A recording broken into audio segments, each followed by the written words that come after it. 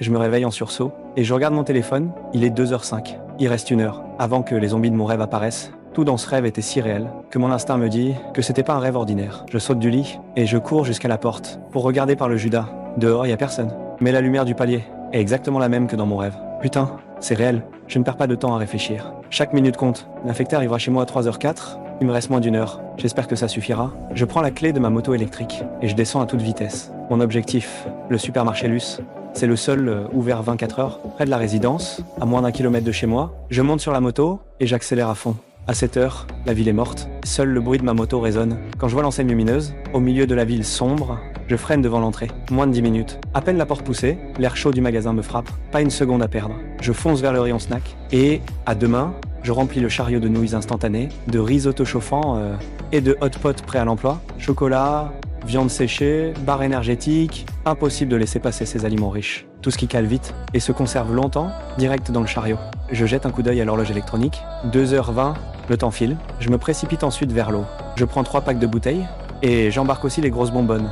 En passant par Escondiments, je saisis quelques bouteilles de sauce soja. Le rayon pharmacie est essentiel. Antipyrétique, anti-inflammatoire, antalgique, antidiarrhéique, tout médicament courant. Fini dans le panier. Quoi d'autre? Je fonce vers les produits d'hygiène. Je prends plusieurs packs de papier toilette et des Lengels. Je prends des piles et une lampe torche puissante. On ne sait jamais si le courant saute. Je remarque un coin du magasin, des pétards restants du nouvel an. J'hésite un instant, ça pourrait peu être servir. Mais tu comptes vider le magasin ou quoi? Passe en caisse, peu importe le prix. 2h35, 30 minutes restantes. Je dois me dépêcher.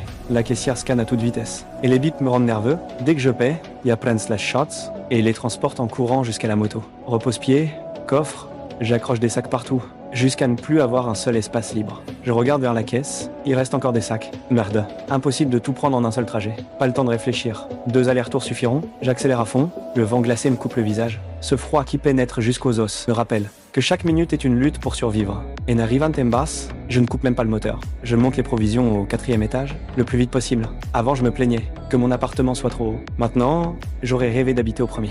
Heureusement que j'ai fait de l'athlétisme à la fac. Sinon, j'aurais jamais tenu. Une fois tout monté, je n'ai même pas le temps de boire. Je repars aussitôt. Je fonce dans le supermarché et récupère les sacs restants. Comme si je braquais le magasin. La caissière est choquée.